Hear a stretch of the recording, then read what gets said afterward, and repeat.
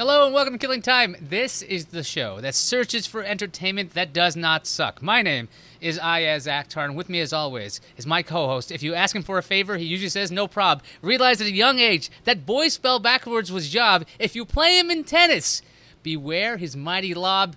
That's right, here is Just Bob. Very good, very good. Thank you. Happy to be here. Yeah, well, you know, a lot of things rhyme with Rob and Bob, so it's very, very, very, very useful. Today, you guys are in for a treat. We have seen the first 3 episodes of Season 2 of Iron Fist. We had 6 of them at our disposal, but 3 was all we could get in because I've been very busy. So we'll do a non-spoilery section, and then we'll go into spoilers. We'll keep this short, maybe around 10 minutes or so that way you guys aren't going to be like, oh, geez, you're still talking about this? Yes, we will be. Anyway, so Iron Fist, first off, have you seen Season 1? I have seen Season 1, and I believe we probably talked about Season 1 somewhere along the way on this show, and I don't know if people remember, we weren't the biggest fans. I tried to watch Season 1. I think I got all of 2 episodes in, and I was like, nope, and I checked out. Thankfully, I watched a little recap about it, and then I saw Danny reappear in Defenders, and I was like, nope. And then he reappears in Luke Cage, and I was like, yeah, that guy's pretty cool. Yeah. But I think what's happened is the character has progressed from crap that was in Season 1 to where he is in Luke Cage. And I'm fairly certain that this Season 2 takes place before the Luke Cage stuff. Yeah, I think you might be right based on what we've seen. So let's talk about Season 2 without spoilers. I have taken extensive notes about this, and I have some bolded notes. The intro is somewhat exciting. They have a lot of exciting fighting scenes, so that's always fun. Then you've got a gang war kind of thing. I don't think that's spoilery. I think you get that from the trailer. And I think we're going on fighting. The actor Finn Jones, I think he's worked a lot. His fighting looks much better in this season than it did in either the Defenders or Season 1. We've got, I feel like the episodes are a drag. Yes. It feels like, I don't think it's slowly paced either. I just feel like we have some information gathering, which takes a lot of time. And because we're taking a lot of time, we've got to have this search after search after search kind of aspect in the first 3 episodes that it doesn't immediately grab you. And I find that to be a real problem for a second season because you have the ability to have a shortcut to go, hey, look, you guys know everything about this guy and this background. Let's just go full steam ahead. Like X2 in the X-Men universe in the back in the day, they were like, look, you know what a mutant is? You know what's going on here? That guy can read minds. That guy's got claws. Let's go. We're on it. Yeah. This one, and I see what you're saying, but I think they're going like this because they're trying to pretend, well, they're not completely, but Season 1 was so poorly received. I think they're trying to change the show so much that these first 3 episodes, they're trying to establish how it's going to be different, so to speak. That seems to make sense. I'd hope it's so not a soft reboot, but this idea. I just hope it's not going to last much longer. We really need to get into the meat of this thing. Yeah, because the first 3 episodes, we're hinting at stuff, it's almost like a prologue, but it's a 3-hour prologue, and I don't believe you needed 3 hours for this. I think the episodes, I wouldn't say that each episode had to be shorter. I believe you could have accomplished the 3 hours of video or storytelling in about an hour and a half. But once again, it seems like a lot of these Marvel shows, they're stretching things out to make this, 10-episode season that they're constantly, or 12 or 13 that they're trying to make when they could do things much more concise. I feel like this is another example of that. Yeah, maybe that's what's going on here, or it's this luxury of the writers and such. They can go, look, we can tell this, and we can unpack this story over a much longer term. Why rush anything? Why give away everything right away? Because they have to follow up on it. Like I said, with Luke Cage last season, Season 2, that had a lot of stuff packed into it. Even in the first couple episodes, it was really super dense. I don't believe we have that in Iron Fist. No, not yet. Still waiting. A slogging story. I think with that, let's head up. Oh, should we advise people to watch this before we go to the spoiler section? I think compared to the first season, already it's much better. Yeah. And I watched the whole first season. I can say clearly it's much better than the first season, and this is the a better version of Iron Fist than we've seen in the past. I think that's a low standard. I agree with you. I Yeah. think it's a little bit more tolerable. I think it's tolerable right now. I'm looking Yeah. forward to where it goes. I don't have a lot of faith in the show at this point. No. I'd recommend, honestly, if there's a recap at episode 4, start with that. I'm really hoping that's the case because I really believe we're watching a prologue. And maybe, like you were saying, it's an establishment of a new way of storytelling. So stick it out, see what happens. Don't expect it to be Daredevil. Don't expect it to be Punisher. Don't expect it to be Jessica Jones. Or Luke Cage. Luke Cage, I think, is slow sometimes too. But not this slow. No. So I say give it a shot, but cross your fingers on that. Yeah, I'm going with it's a step in the right direction after the crap that was season 1. Before we get to our spoilers, let's thank our patrons. Now, this list might seem outdated by this point by the time we publish this, but you know what? We're going to thank you guys anyway for sticking it out with us for so long. And if you're no longer on this list because something has changed, that's cool. Thanks again for being with us for so long. Joe, Michelle, Paul, Alan, and Radford, thanks for supporting the program. It helps our server costs for the podcast. It helps our registration for our URLs. And, this taking up the time to set up this entire enterprise. Even though it looks like it's put together with about $4 worth of budget, I promise you it's nowhere near as cheap to do it. So thank you to everybody who's watching the show and supporting the show. If you go to patreon.com/IAS, you can help support the program, and we'll keep doing this as long as we can until one of us is dead. Yes. Until one of us is dead. With that, spoiler bumper. Spoiler bumper.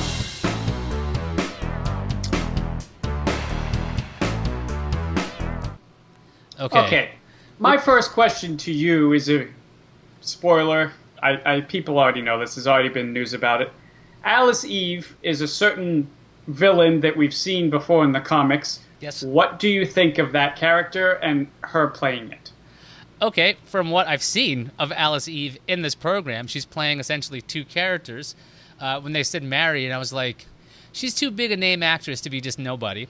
She seems a little strange, and I'm like, that's probably Typhoid Mary. Because Typhoid Mary is one of the few Mary names I know in Marvel, Yes. other than... No, actually, Mary Marvel is part of the Shazam world, which is a totally different thing. Completely different thing. The only Mary I know is Typhoid Mary, and she had a lot of issues with Daredevil in the past, as far as I remember. In the comics, it was Daredevil. In the comics, it was mostly Daredevil. Just like how Ghost was an Iron Man bad guy, but they brought her over for Ant-Man in the movie. So I understand why this would be crossing over. I think she's going to do a fine job. What we're seeing with this dual character of her changing from one character to the other, it's similar to the normal Mary character. Seems very much like the bumbling Christopher Reeve Superman. I'm not Superman, excuse me. It's Christopher Reeve's Clark Kent.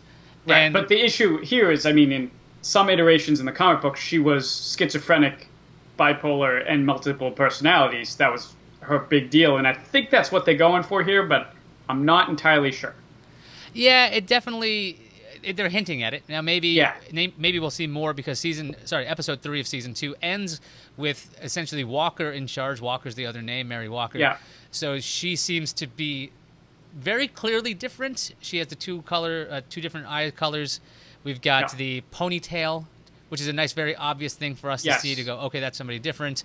And, there is a sense that there's going to be something's going on. It doesn't seem like it's late enough to make a full judgment on her and her character.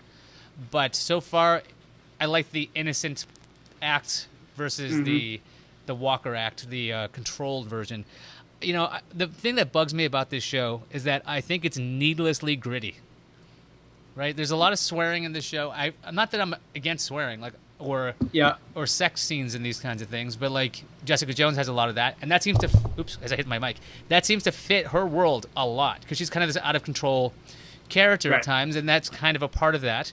And then you've got this thing that just seems to be needless swearing. It's like, okay, we can say what we want, so we're just gonna just chuck them all in here, and it's almost borders on distracting, and I'm not against. Like I said, but you're right. They tried to make it darker because people's complaints was it was too light. Not really light, but it wasn't gritty enough. But the issue is now that they already did the season when they figured out what he was going to do for Luke Cage, and people turned out to really like how Danny Rand was in Luke Cage, which was kind of spiritual, kind of proper, kind of loving his thing, and that's not the Danny Rand we're presented to so far in this season. I'm wondering if through the course of the season we're going to get there. All right, I got to talk about this now. I've did a freeze frame of this. Yeah.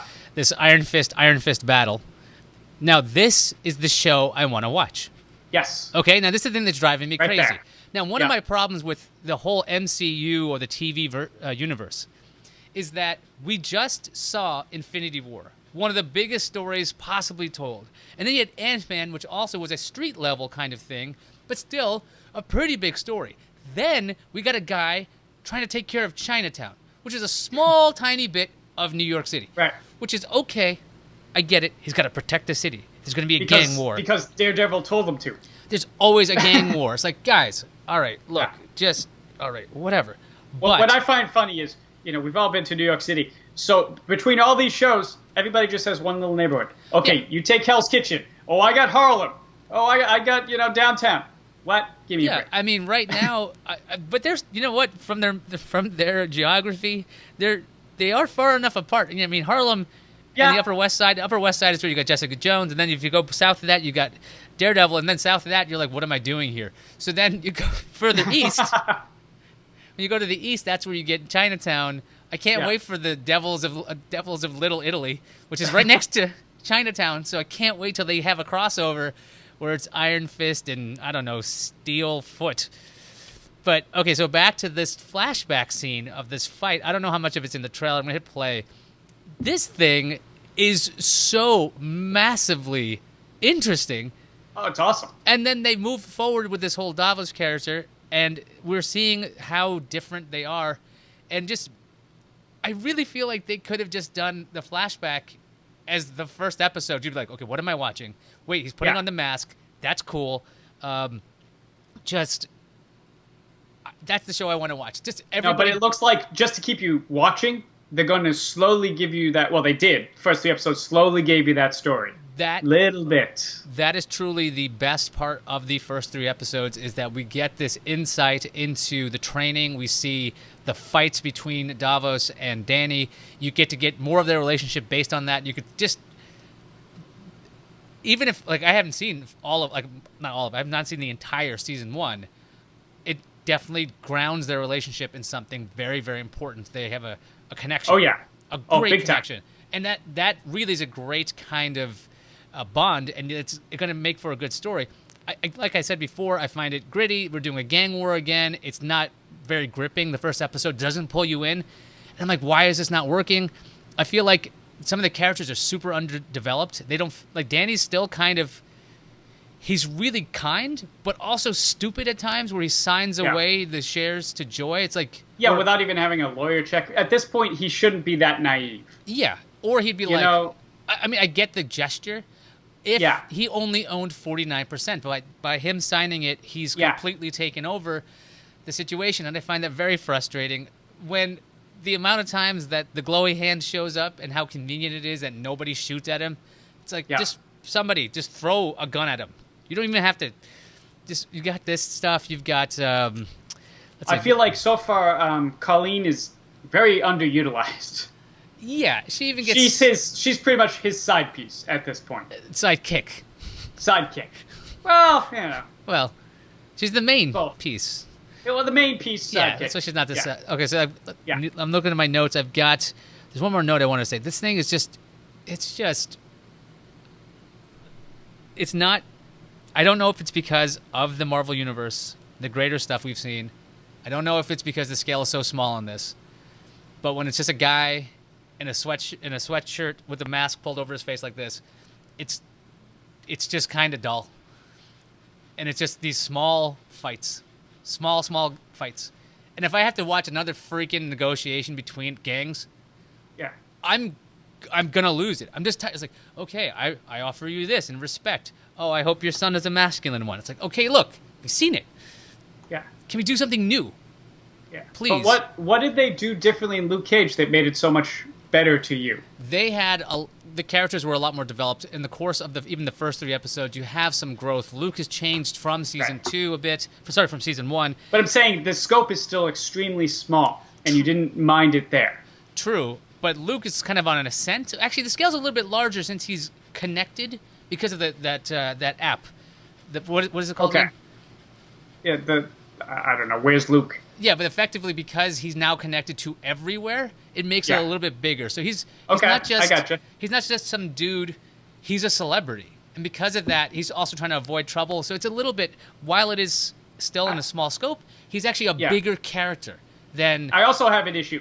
I gotta tell you, if a guy came back from the dead, took over $1 billion corporation, he could not walk down the street without being recognized. I am sorry. As a mover? Well, I'm just saying in general population. Maybe not when he's in the moving thing, but come on. Someone would notice him somewhere. I don't know what to say about that. I mean, this sounds like Arrow. Yeah. Another thing I think would help this show a lot if this was a period piece. Just if this was back in the 70s, this like, the city's going to eat them alive. Kids fall through the cracks all the time. It's like, have you been to modern Manhattan? It's pretty freaking nice. Yeah. So I don't know. I see what you're saying. Yeah, 70s or 80s, it would have been a little bit better.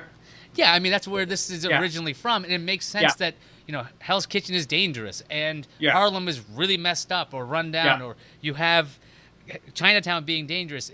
I mean, look, New York was a much different place back then. It's 2018, and you're situating this in a world where people have cell phones, and they have larger Marvel things going on. So if this did happen in the 70s, and before Iron Man shows up, and before Thor shows up, it's got a greater scope because the world is smaller.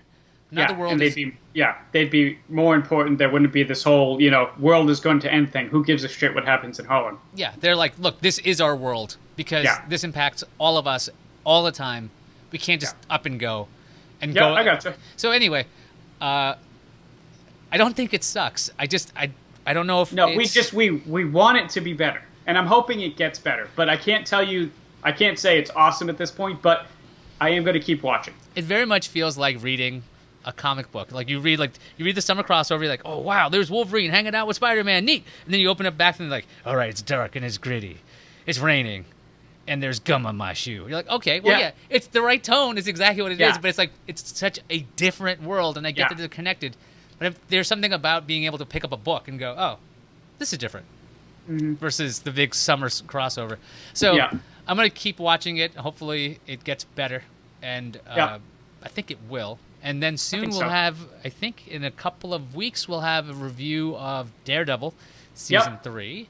I can tell you when I figure that out. But there's nothing like, I'm not breaking any rules with that one. So we've gone way over our time. With that, we'll see everybody next time. And any final words? No, I'm good. You? Glowy fist. Away.